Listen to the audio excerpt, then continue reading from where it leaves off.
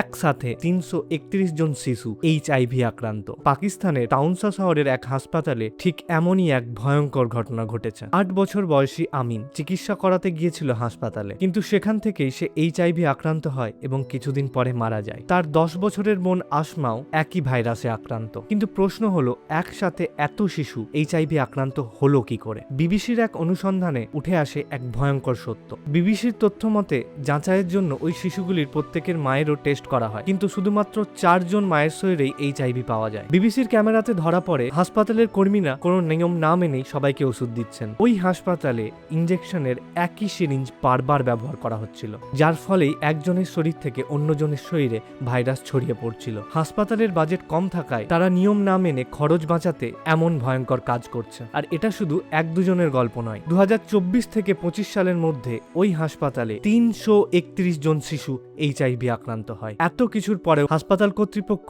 দায় অস্বীকার করে। এটা কি ভুল, অবহেলা নাকি অপরাধ?